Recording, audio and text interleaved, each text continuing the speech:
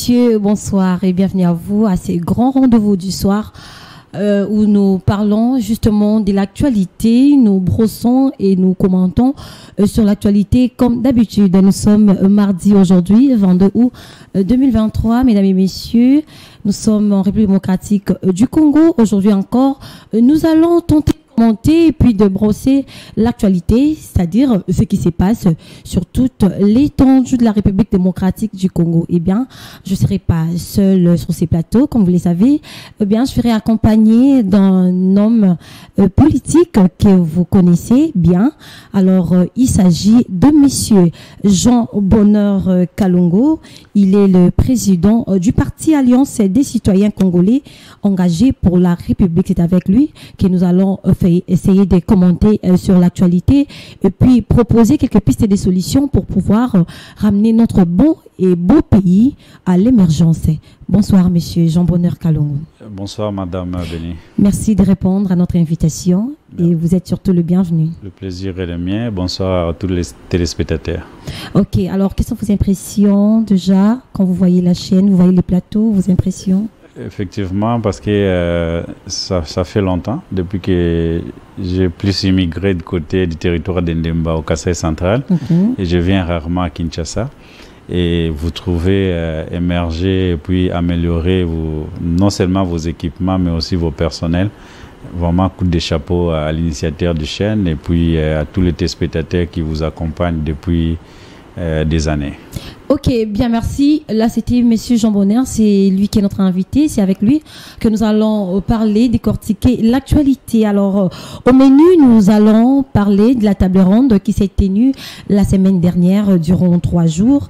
Et puis, nous allons justement aborder la question. Hier, le chef de l'État congolais, Félix-Antoine Tshisekedi Tshilombo, a reçu le chef des institutions où ils ont discuté, échangé sur la situation sécuritaire à l'est du pays et puis sur les processus électoral. Et puis, nous allons parler du procès électoral qui se pointe déjà à l'horizon, déjà le mois de décembre, le 20 décembre, et tous nous serons devant les urnes pour pouvoir voter, remplir notre devoir citoyen. Et puis à la fin, nous allons parler de monsieur Jean Bonheur Kalongo, qui est le président du parti Alliance des citoyens congolais engagés pour la République. C'est-à-dire, nous allons parler de ses actions, sa vision, ses motivations, ses œuvres, étant membre, étant président du parti politique. Alors, monsieur Jean Bonheur, quelles sont vos impressions par rapport à la tenue de la table ronde qui s'est déroulée la semaine dernière?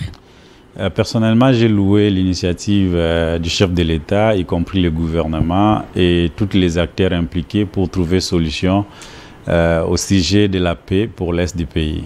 Parce que, si nous nous rappelons bien, l'état de siège a été évoqué pour répondre aux besoins de la protection de la population congolaise qui se trouve dans des zones en conflit, et particulièrement les provinces du Nord Kivu et Sud Kivu. Mais vu que, et puis l'Ituri aussi, mais vu qu'il y avait plus d'impact négatif au niveau du Nord Kivu, le Nord Kivu a bénéficié de cet état de siège.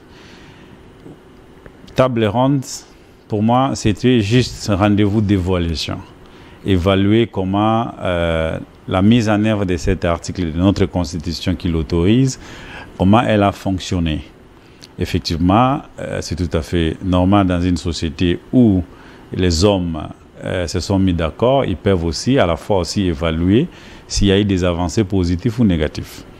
Je sais que dans le passé, les chefs de l'État avaient loué du côté plus de l'émergence économique, parce que la zone a été contrôlée non seulement par des milices, mais aussi par des groupes armés étrangers qui faisaient des aventures ou de l'exploitation illégale de nos minéraux, à laquelle le paiement des taxes et tout ce qui est dû à l'État congolais n'arrivait pas, mais plutôt ça bénéficiait aux voisins, particulièrement le Rwanda.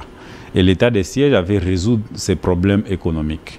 Maintenant, du côté gouvernance dans son ensemble, parce que la gouvernance étatique, elle est associée entre la force militaire ou sécuritaire et aussi la force civile, où nous voyons l'Assemblée provinciale, l'exécutif provincial, ainsi que l'administration d'une manière générale ou la fonction publique. Mais en déclarant l'état de siège, automatiquement, le chef de l'État a suspendu l'exercice de la Constitution telle que prévoit sur la gestion ou la gouvernance d'un État démocratiquement fondé. Et maintenant, nous avons primé ce que les Américains disent la loi Marshall, c'est-à-dire l'armée prend le devant et la justice civile tombe, l'Assemblée provinciale tombe, l'exécutif provincial aussi tombe. Effectivement, ce sont des militaires maintenant qui prennent le devant. Et au début, ça a essayé quand même de marcher parce qu'il y a eu des familles. Moi, personnellement, j'ai travaillé là-bas en humanitaire. À l'époque, j'ai travaillé à Oxfam, Grande-Bretagne. Et aussi, même, j'ai commencé à travailler avec l'ambassade de Suède. Ce sont des milliers où nous avons fréquenté, travaillé, apporté aussi notre expertise. Mais quelques temps après, la situation a essayé un peu à nous échapper quand nous avons été aussi agressés pour l'énième fois avec la résurrection de M23. La situation a pris encore d'autres dimensions par surprise selon les calendriers qui devraient être là. Mais néanmoins, comme nous n'avons pas encore communiqué officiel sur des conclusions, des recommandations qui a été fait au niveau de cette table ronde, en analysant selon ce que nous récoltons dans les différents articles, les différentes analyses pour des personnes qui ont une expertise pareille à moi-même par rapport à l'Est, moi je voudrais donner 2 points de vue. Okay. La première, ça serait, si nous voulons maintenir l'état de siège pour qu'il y ait la continuité d'une force militaire afin de protéger nos territoires, le président de la République doit savoir déjà, la population dans son ensemble avait déjà exprimé le vœu, celui d'aller en guerre avec nos agresseurs, que ce soit le Rwanda ou n'importe quel pays. La population, d'une manière générale, avait déjà donné son feu vert. Donc, le chef de l'État ne peut pas se réserver vis-à-vis de cette volonté populaire. Mais nous comprenons, si le président de la République peut ou ne pas avoir des réserves, parce que c'est lui qui a le microscope, c'est lui qui connaît autant de virus qui peut se présenter dans la situation, et il sait à quel moment il faut aller, parce qu'il a déjà exploité le côté diplomatique, il a aussi déjà exploité d'autres dialogues, mais ça n'a pas marché. Ce qui reste, c'est les rapports de force. Or, les rapports de force, c'est-à-dire quoi? Aller en guerre vis-à-vis de l'agresseur. Mais si dans ses analyses, avec toutes les données qu'il a, ça ne lui permet pas, automatiquement, il faut retirer la décision de l'état de siège, restaurer l'administration telle que définie par notre Constitution, où nous aurons l'administration civile et l'administration sécuritaire comme on était avant à l'époque de Julien Paluku quand il était président de la République, gouverneur plutôt de cette province, et il a quand même géré la province dans ce même environnement. Et ça va aussi apaiser certaines revendications de la population, parce que pour la population, même quand on recrutait de nouveaux recrues au niveau du FARDC, nous tous, nous avons témoigné la solidarité nationale. Parce qu'il y a eu plus de 12 000 hommes qui se sont venus de toutes les provinces pour s'assurer que l'état de sécurité et les rapports de force doivent être les locomotives à laquelle nous pouvons l'utiliser pour regagner notre dignité et regagner notre paix et regarder notre souveraineté nationale. Alors, comme vous venez de le dire, aujourd'hui, la population, surtout du Nord Kivu, les jeunes ont exprimé leur ras-le-bol en disant qu'ils en ont marre de cet état de siège. Pour ces jeunes, cet état de siège n'a rien apporté de bénéfique. Bien au contraire, il y a eu toujours de massacres, il y a eu toujours de morts, on encaisse toujours de morts tous les jours. Alors, il faudrait aller en guerre. Alors, d'après vous, l'armée congolaise serait-elle en mesure de faire face à ces rebelles si le président de la République déclarait tout haut la guerre? L'armée, notre FARDC, j'ai toujours été confiant avec des hommes en uniforme. Parce que après la chute de Mobutu, c'est vrai, il y a beaucoup organisés, prémédités pour neutraliser notre armée nationale afin de ne pas se défendre. Et la plupart de ces hommes se sont retrouvés en exil au lieu d'être dans leur pays pour continuer à protéger le pays. Mais Joseph Kabila a quand même, vers la fin de son mandat, commencé à organiser l'armée.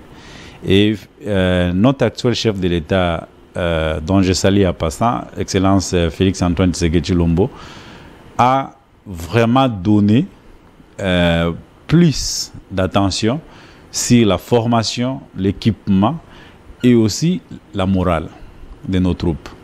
Donc aujourd'hui, avec ce que je vis comme le général d'état-major Chioué allait visiter les 12 000 hommes qui étaient là, madame, je vous rassure, si le chef de l'État prend l'option que nous allons aller vraiment vers la force, c'est question de jours et de mois, pas des années. Et nous allons remporter cette dignité, cette souveraineté nationale. Alors, si tel est le cas, pourquoi attendre au moment où nos frères de l'Est sont en train de mourir chaque jour, et puis au moment où on sait que l'armée a cette capacité-là, cette force-là de pouvoir faire face à l'ennemi?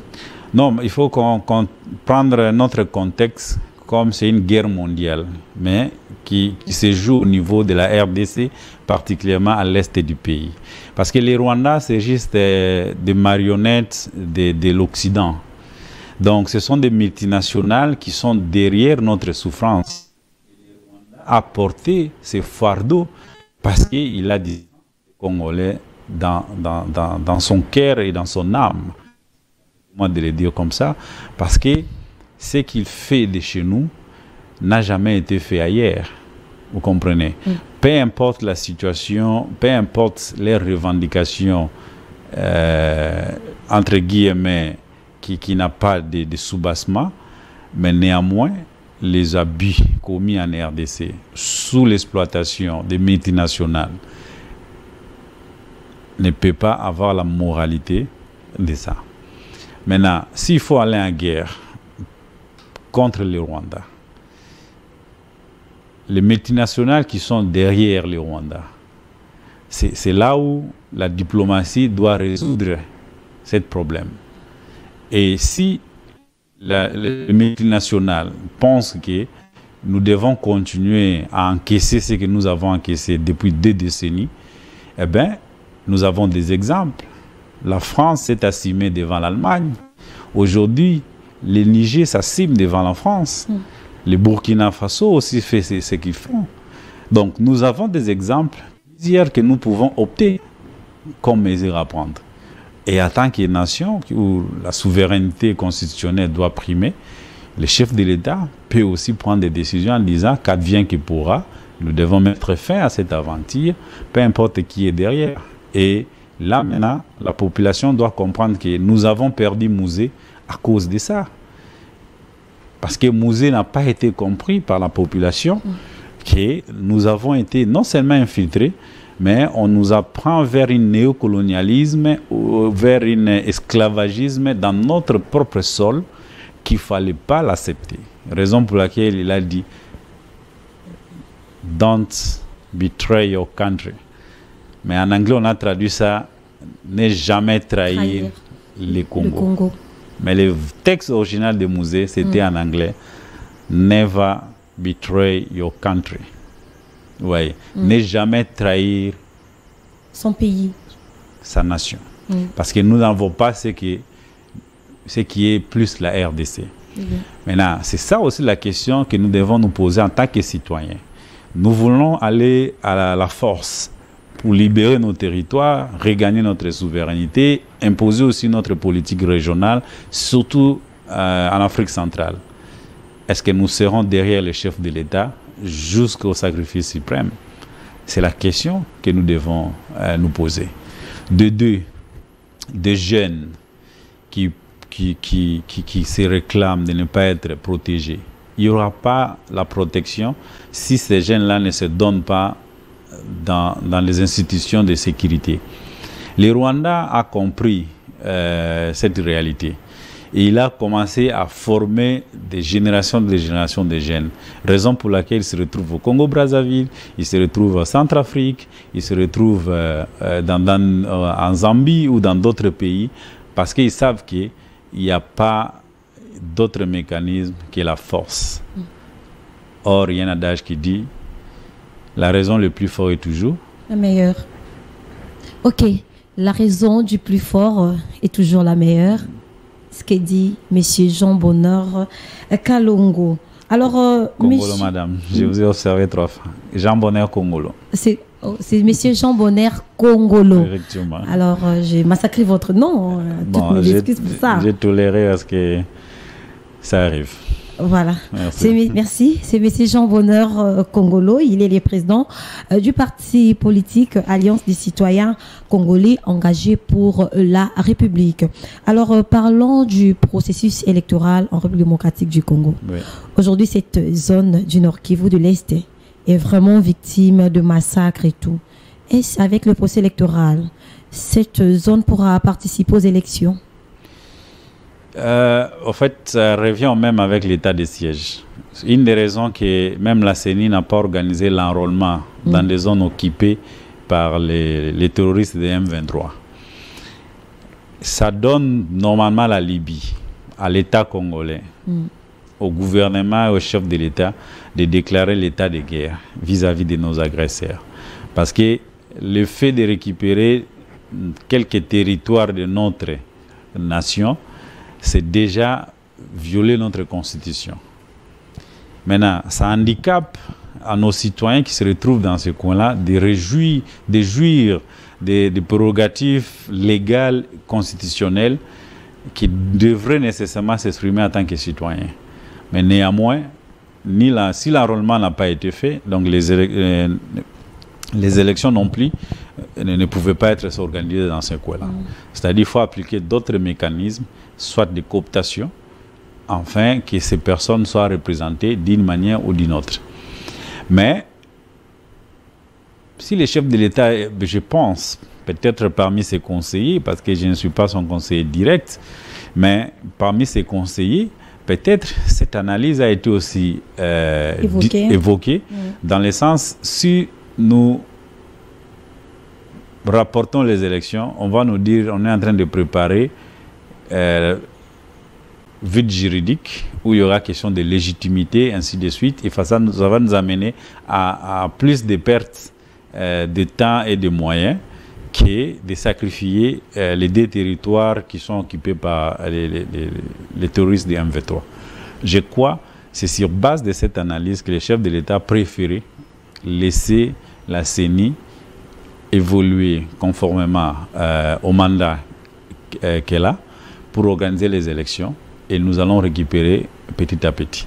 Mais prochainement, dans un État démocratiquement assis, parce que le grand problème de notre Congo, c'est le problème de la cohésion nationale. La méfiance, elle est tellement élevée que nous pensons, même si la personne a de bonnes intentions, nous avons toujours cherché à créer des poux sur une tête qui n'a pas de cheveux. Et pour éviter tout ça, eh bien, nous sommes obligés d'aller aux élections au mois de décembre sans Bunaganda ainsi que les territoires occupés par M23, mais en gardant dans l'esprit que nous devons récupérer ça, comme a dit le révérend Ekofo lors d'une prédication à l'ECC. Alors, lorsque vous mettez à côté ces territoires, cela veut dire que, parce que les élections, en fait, ça concerne toute la République démocratique du Congo. C'est un devoir citoyen.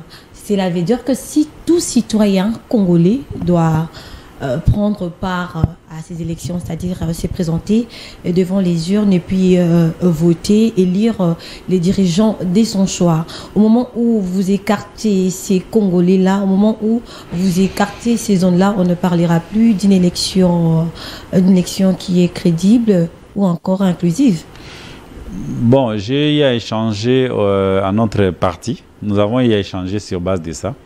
Quand nous avons partagé notre analyse par rapport au contexte de notre pays, il y a une portion de notre population qui pense qu'aller aux élections sans Bunaganda et les autres territoires ou secteurs villages de notre territoire, c'est déclarer officiellement la balkanisation du Congo. Moi, je voulais, à travers votre micro, parler à toute le couche de la population. C'est faux et archi faux. C'est seulement nous sommes réalistes.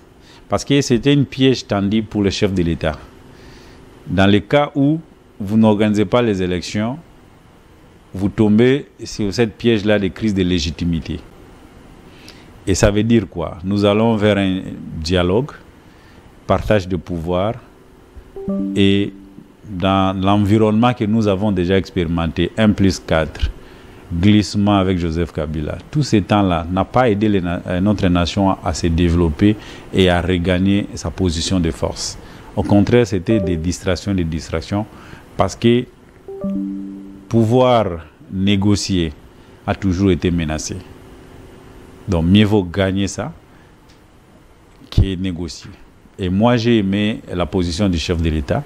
Et nous, de l'ACCR, en tant que parti politique, nous les soutenons parce que nous ne voulons pas tomber sur les pièges des ennemis afin de nous créer la crise de légitimité pour, après, que ça puisse leur donner la Libye de venir nous faire des aventures que nous avons déjà connues dans notre pays.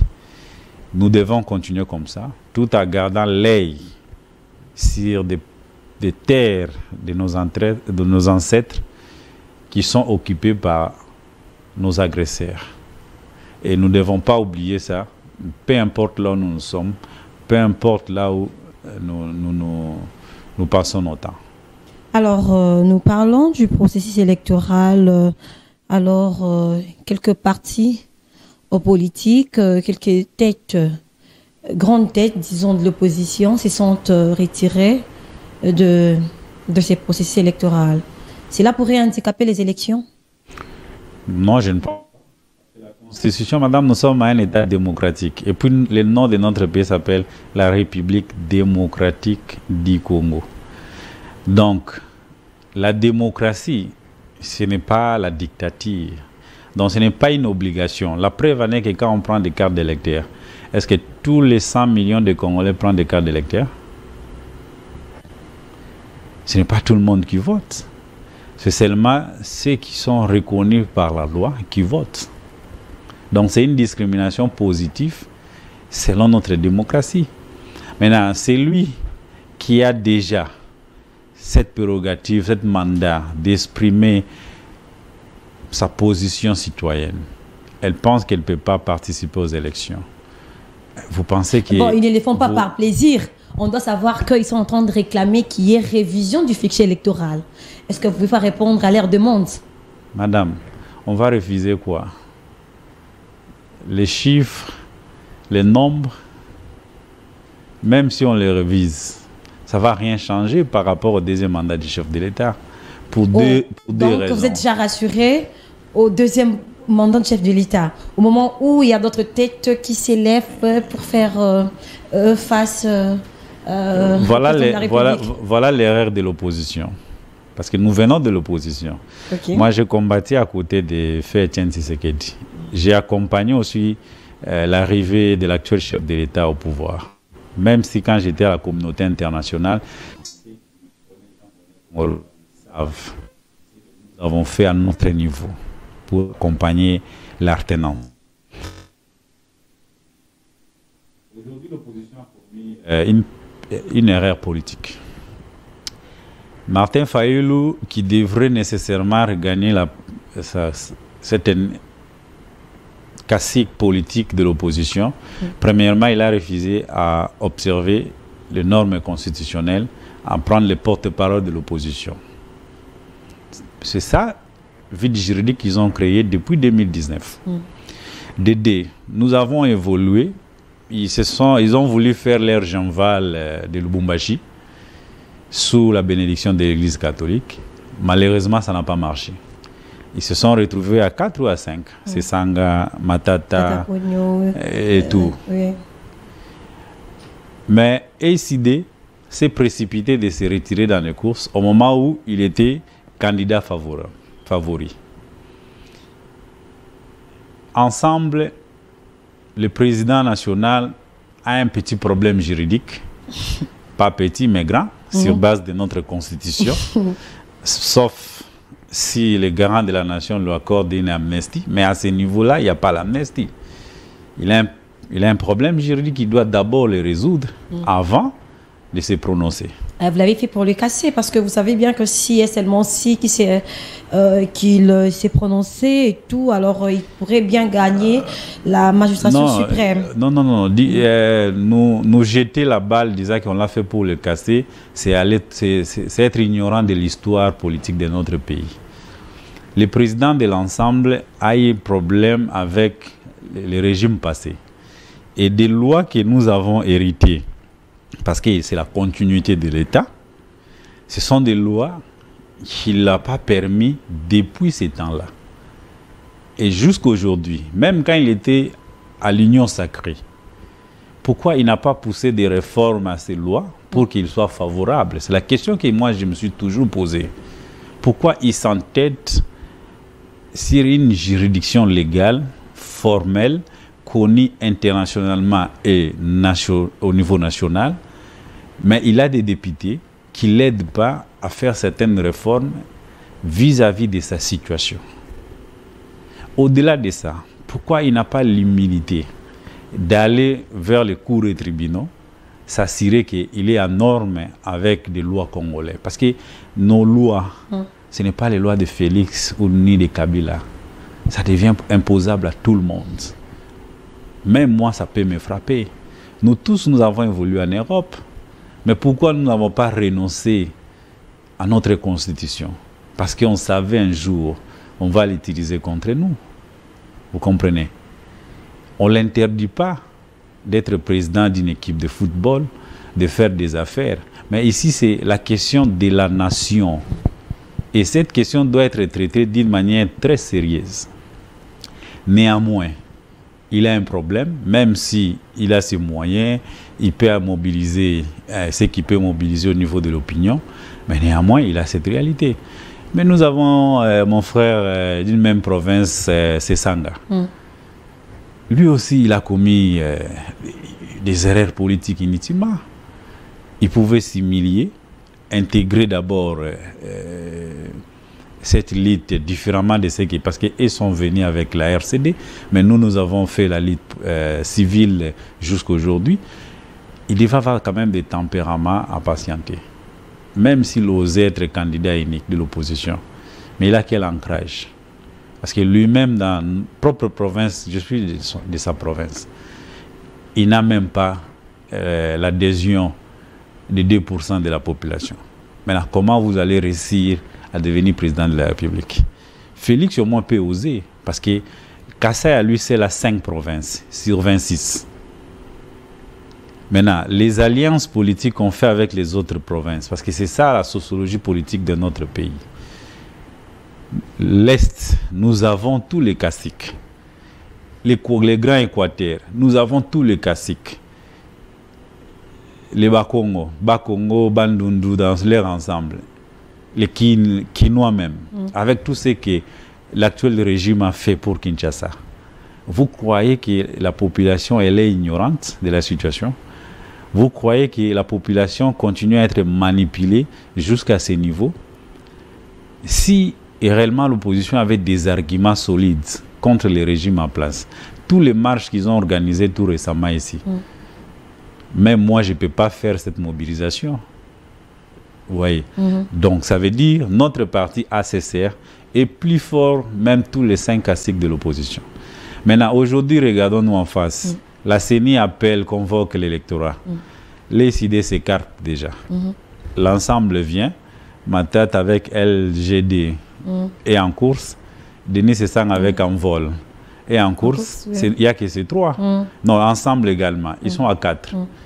Devant eux, combien de regroupements et partis politiques? Tandis que la liste qui a été transmise au niveau de la CENI à travers le ministère de l'Intérieur, nous avons déjà arrivé à plus de 900 partis politiques. Et aujourd'hui, nous avons plus de 66 partis politiques, regroupements partis politiques reconnus, dont 4 viennent de l'opposition. Madame, vous croyez les 4 là, battre les 62 qui restent. Parce que nous, les 62, nous sommes avec les candidats connus de nous tous, M. Antoine Félix Tshilombo Tshisekedi, pour son réélection. Donc, il n'y a pas match même d'épingler, oh non, il faut qu'il y ait transparence. Transparence de quoi? Parce que même si nous, on n'a même pas besoin de mettre des témoins, c'est à eux de mettre des témoins. Okay. Parce que nous allons gagner haut le main. Je vous ai donné une statistique claire qui vient de là. Qu'on ne trompe pas, l'opposition s'est trompée. Le temps que le pouvoir doit s'arracher au niveau de Washington, Londres, Paris, Rome, c'est déjà passé. Aujourd'hui, si vous voulez arracher le pouvoir politique, il faut descendre dans la rue de Kinshasa, de Lubumbashi, de Kisangani, de Kananga, de Goma, de Bukavu, tu vois. Tout ça, c'est ce que Patrice Lumumba a dit. Un jour, nous seuls, nous allons écrire notre histoire. Et cette histoire commence le 20 décembre 2023.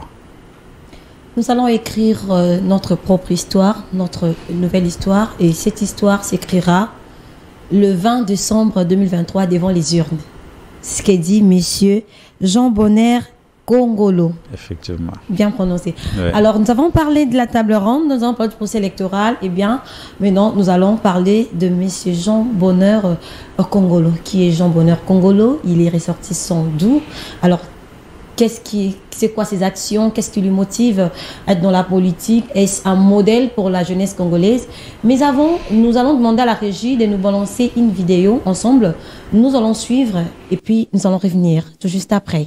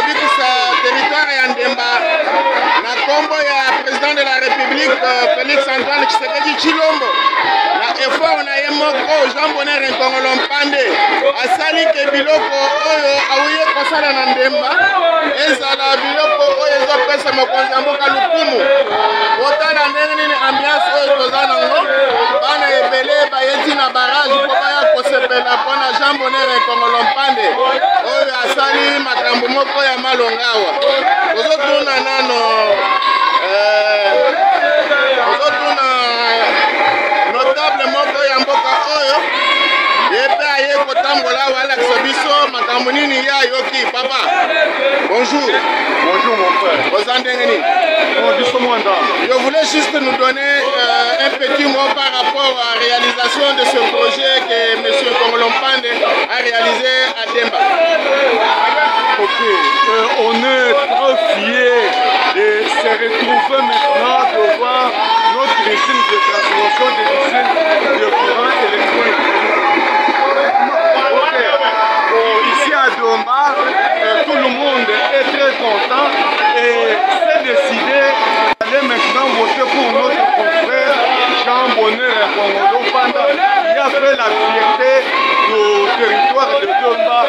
Et tant qu'il est un homme incomparable pour bien dire, il est incomparable ici à Doma à ce qui était comme un rêve est devenu maintenant une réalité. Et c'est pourquoi nous remercions aussi le président de la République. Réalisation du projet de M. Nkongolo Mpande qu'il a réalisé ici au nom du chef de l'État, Félix Antoine Tshisekedi Tshilombo. Quelle est votre impression? Nous sommes contents de ça. Nous sommes contents parce que c'est quelque chose de nouvel dans notre territoire de Demba. Jamais vu. Ce qui était une mythe parfois, aujourd'hui c'est une réalité parce que nous voyons l'éclairage des barrages de Katusenga et Jean Bonner pour le Pandé a fait. En tout cas, nous sommes contents de ça. Merci beaucoup, pasteur. Est-ce que vous pouvez dire un mot seulement à votre Dieu qui a protégé Nkongolo Mpande et son président de la République, Félix Antoine Tshisekedi Tshilombo, pour la gloire de son créateur? Sans problème. Nous bénissons l'Éternel, notre Dieu, qui a... Alors, nous sommes de retour. Monsieur Jean Bonner, Nkongolo Mpande. Oui. Nous venons de visualiser. Il s'agit de quoi? C'est-à-dire qu'aujourd'hui, les enfants, les jeunes, les mamans, les papas, le vieux du territoire d'Endemba, 65 km après ville de Kananga, province Kasaï centrale, ils auront les mêmes droits que les enfants et la population de Kinshasa, Lubumbashi, Goma, Bukavu et ailleurs. Donc les droits à l'accès à l'énergie électrique, c'est une réalité maintenant, à palper et à vivre avec. Parce que nous avons construit micro-barrage dénommé Katusenga, c'est les rivières, une des rivières du territoire, qui va nous produire 10 mégakilowatts, à laquelle nous allons distribuer dans tous les 7 secteurs qui constituent les territoires de Ndemba. Au cas où nous pensons que c'est beaucoup pour un seul territoire, nous allons aussi négocier avec les autres territoires pour que nous puissions relever les défis sur l'électrification rurale. J'ai été inspiré avec mon équipe parce que nous avons accompagné la réforme sur l'énergie en RDC. Et les chefs de l'État, que nous remercions, pas seulement pour le flatter, mais pour dire que nous avons travaillé pour que la loi sur l'énergie électrique rurale devienne une réalité. Parce que pour nous, ça constituait des opportunités de donner sourire et d'accompagner l'État congolais dans son obligation à donner des services sociaux de base à la population.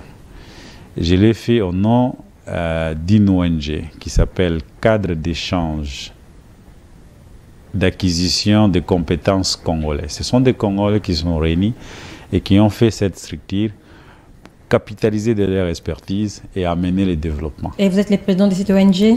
Et je suis le PCA de cette ONG parce que nous faisons que des actions qui ramènent des solutions palpables à la population rurale. Alors, c'est quoi l'idée derrière? L'idée derrière, c'est de donner d'autres modes de vision en tant que leader premier rang. Parce que, comme vous savez, je viens de la communauté internationale. J'ai travaillé pendant 19 ans comme chargé de coopération, soit humanitaire, soit à la gouvernance et droits de l'homme. Et les tout dernières, c'est l'ambassade de Suède et la Grande-Bretagne comme Oxfam. Donc, sur base de cette expérience, j'ai voulu quand même commencer à faire quelque chose, même si quand je fais la politique, parce que pour moi, la politique, ce n'est pas l'emploi. Ok. Non, il ne faut pas être un politicien où vous pensez que la politique, c'est un emploi où vous commencez à... Non. Nous avons nos professions à qui nous sommes auto-formés, soit à l'université, soit dans les institutions vocationnelles, soit même en donnant service dans une entreprise quelconque où nous avons bénéficié de quelque chose. C'est ça notre profession. La politique, c'est juste un cadre qui nous permet de maintenant injecter ce que nous avons comme expérience, comme expertise pour avancer la nation avec des idées. Des idées transformées par des lois ou par des décisions politiques, mais qui vont changer la société. Donc moi, je ne quitte pas la communauté internationale pour venir en politique et faire de la politique ma profession. Vous cherchez de l'argent? Non. Les biens, voler l'État congolais, s'acheter des voitures, construire, envoyer vos enfants en Europe et tout. Là, c'est une manque de vision que nous devons bannir, surtout à la jeunesse montante, à la jeunesse qui veut accéder aux institutions publiques, à celui de savoir que la politique, de la sorte que vous l'avez définie, n'a plus de place à notre génération. Et nous devons plus utiliser de nos compétences de notre expertise, de notre savoir-faire pour maintenant influencer des lois et des décisions politiques qui donnent des solutions. Vous imaginez ce que M. Félix-Antoine Tshisekedi a fait avec la francophonie, les infrastructures seulement la francophonie a amené dans notre pays. Si dans 5 ans, 10 ans, nous n'avons pas des athlètes, nous n'avons pas des sportifs professionnels, je dirais que ce n'est plus l'homme politique ou les dirigeants de notre pays, ça devient maintenant la responsabilité de ceux qui gèrent ces institutions et la population qui en bénéficie. Okay. Je pars encore plus loin.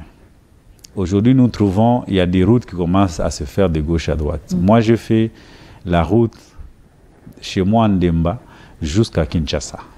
Chose qu'on ne faisait pas avant. Et je fais que 2 jours. J'ai quitté Ndemba, je suis venu dormir jusqu'à Kikwit. Et le lendemain, à 11h, j'étais déjà à Kinshasa. Donc ça m'a pris seulement 12 heures du temps. Maintenant, avec tout ce que le gouvernement a mis en place pour ouvrir cette tronçon de la route, nos provinces du Kasaï, comme vous le savez, nous sommes toujours enclavés. Et aujourd'hui, avec cette route, nous pouvons promouvoir l'expertise de la jeunesse dans plusieurs domaines. Nous devons aller vers eux. Ce n'est plus le moment où nous devons toujours penser que c'est le temps que ceux qui vivent au niveau doivent toujours venir au niveau urbain. Moi, je crois que nous devons rentrer. Pour laquelle, quand je suis parti, j'ai ramené cette projet de construction de micro-barrages, également accompagné aussi avec, parce que moi je suis aussi inspiré de Joseph Kabila, parce que j'ai visité plusieurs fois sa ferme, dans des occasions un peu particulières, et j'ai vu pourquoi pas, je peux aussi faire un Kingakati chez moi au village. Et pourquoi pas, je peux pas aussi avoir des champs, des hectares, mon épouse, comme Maman Olive. Vous voyez. Et puis engager les Congolais, les Congolais, les jeunes Congolais, travailler. Question justement de remédier au problème du chômage. Pendant 18 mois que nous avons construit ce micro-barrage qui va donner 10 mégawatts, nous l'avons fait avec des Congolais.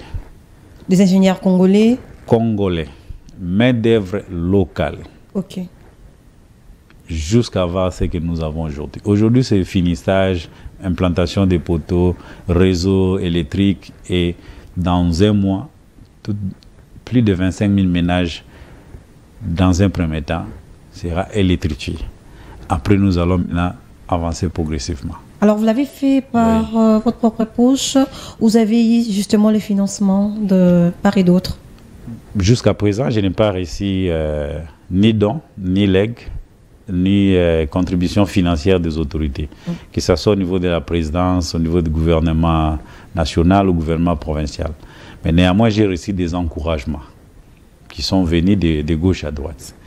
Et j'ai appris aussi en passant qu'il y a des gens qui sont partis à la présidence solliciter des financements sous notre projet. Et moi, j'ai dit, comme je profite à votre micro, pour dire que je n'ai engagé personne. Je dis bien personne, pour faire des fundraising à mon nom ou au nom de notre projet ou de notre ONG. Si le gouvernement veut appuyer ce qui s'est fait aujourd'hui, parce que je l'ai fait pour accompagner la vision du chef de l'État, surtout parce que quand je suis arrivé, beaucoup de gens plaignaient que le chef de l'État n'avait rien fait au Kasaï central, particulièrement dans les territoires de notre territoire d'Ndemba. Et moi, j'ai dit, j'amène ça et je le fais pour l'honneur de notre chef de l'État, parce qu'il le mérite, parce qu'aujourd'hui nous avons une loi sur l'électrification rurale qui nous donne maintenant cet encouragement de le faire. Avant, on ne pouvait pas le faire parce qu'il n'y avait pas de cadre légal.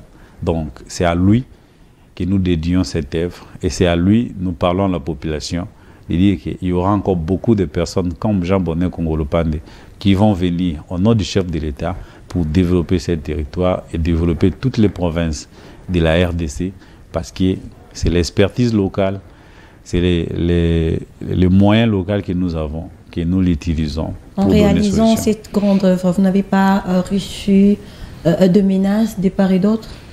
Bon, ça n'a jamais manqué dans toutes les sociétés, avoir des défis ou des contraintes, il y en a. ce que je peux juste dire, ceux qui gèrent parce que là-bas, il y a que le chemin de fer qui peut facilement faire. Comme il n'y a pas vraiment de routes, des transports routiers pour cheminer des choses de Kinshasa à Kananga, Ndemba, ça n'a pas été facile. Ça nous a coûté beaucoup d'argent.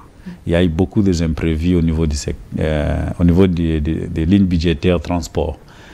Mais nous avons pris aussi des sacs de ciment qui sortaient ici jusqu'à Ilebo jusqu'à Ndemba, parce qu'il y a que par voie de locomotive. Mais néanmoins, après, il y a eu maintenant, je ne sais pas comment m'exprimer, il y a eu des blocages au niveau de la SNCC. Jusqu'aujourd'hui, là où nous parlons, j'ai plus de 800 sacs qui traînent encore à la porte de Ilebo, parce que les administrateurs de la SNCC ne veulent pas prendre tout ce qui est à moi et à tout ce que je fais comme projet de développement en Ndemba. Chose que je déplore parce que nous n'avons pas d'autre pays que la RDC. Et si moi, je dois payer ce que je suis en train de payer pour développer ce territoire, donner la joie à cette immense population, 9000 habitants, madame, ce n'est pas facile. Voilà. Mais il y a des gens qui sont toujours là pour abuser de leur position, abuser de leurs responsabilités pour effrayer les gens qui viennent là. Nous devons continuer à dénoncer et à dire à ces gens-là non. Et moi, j'ai dit non. Et je les ai surpris. Aujourd'hui, la toute première ampoule électrifiée, elle est là. Et les gens commencent maintenant à utiliser des fers à repasser, du réchaud, du congélateur. Ils ont testé tout ça. Et c'est bien pour tout le monde. Donc, nous sommes combattus. Nous ne sommes jamais effrayés. Peu importe cette réalité des individus à qui nous leur avons donné confiance de gérer nos institutions, continuent à faire ça sous le régime Tshisekedi. Combattu mais jamais effrayé, tel est le mot de M. Jean Bonheur Congolo. Oui. Jean Bonheur Congolo, je rappelle que vous êtes le président du parti politique Alliance des citoyens congolais engagés pour la République ACCR. Alors, mesdames et messieurs, nous sommes déjà arrivés vers la fin de notre émission. Mais avant de nous séparer, monsieur Jean Bonheur, je vous demanderai de faire un petit exercice. Justement, vous regardez la caméra, posez-vous une question et répondez-y. La question que je me suis posée, si nous arrivons en 2019 et que nos assemblées provinciales ne sont pas renouvelées avec des personnes qui ont la vision et la détermination des chefs de l'État, est-ce que nous allons encore perdre les 2 premières années comme il avait perdu dans son premier mandat? Si la population renouvelle le mandat à des personnes qui n'ont pas l'expertise, qui n'ont pas carnet d'adresse, qui n'ont pas travaillé quelque part, comment ce qu'ils envisagent comme développement, comme changement, cela pourra arriver? Parce que tout changement, c'est un homme qui l'amène. Et tout changement, c'est un homme qui a une expertise qui peut le faire. C'est ma question. Répondez-y. La réponse, elle est claire. Nous devons renforcer la citoyenneté. Voter utile. Peu importe ce qu'on vous amène, partant de votre niveau de vie, pauvre ou riche, il ne faut pas voter pour voter. Il faut donner à notre président de la République 2e mandat, mais aussi lui donner aussi l'Assemblée nationale et provinciale à des personnes qui ont l'expérience, l'expertise, la vision du chef de l'État pour que nos provinces soient développées de la même manière que les axes d'intérêt national. Vous êtes candidat à la députation nationale? Oui, je suis candidat à la députation nationale dans la circonscription électorale de Ndemba pour le compte du regroupement Les Progressistes avec l'honorable l'ancien Premier ministre Sami Badibanga qui nous préside au niveau du Présidium ensemble avec d'autres partis politiques que nous avons atteint l'essai. Nous avons distingué à 87%. et d'autres candidats sont à Cour constitutionnelle pour leur cas. Merci. Votre mot de la fin, parce que nous sommes déjà arrivés à la fin de notre émission Rendez-vous du soir. Merci beaucoup à vous et à votre équipe pour cette invitation. Et merci aussi à tous les téléspectateurs qui nous ont suivis. Et gardons la foi. L'état des sièges, les élections, ce sont des opportunités pour affirmer notre dignité et notre souveraineté. Nous devons toujours faire confiance au chef de l'État et au gouvernement, national ou provincial, parce qu'il n'y a qu'à travers eux que le changement socio-économique, même politique que nous cherchons, tous va arriver. Préparez-nous pour le rendez-vous de décembre. Restons éveillés pour que l'ennemi ne vienne pas gâcher cette messe nationale. Merci, fidèles téléspectateurs, nous vous remercions de votre fidélité. Merci également à la grande équipe qui m'ont accompagné, à la régie Papa Freddy, je vois Rémi Mbouy, je vois Bosco, je vois Papa Obed qui nous ont accompagnés. Merci également à vous d'avoir répondu à notre invitation. Je rappelle que vous êtes Monsieur Jean Bonheur Congolo, président du parti Alliance des citoyens congolais engagés pour la République. Mesdames et messieurs, restez branchés sur nos antennes. Prenez rendez-vous avec nous les mardis prochains à la même heure avec la même présentatrice, mais surtout avec un nouveau invité. Quant à moi, je vous dis au revoir, restez branchés. Retrouvez-nous à 19h30 pour la grande édition du journal avec Naomi Mukongo. Au revoir.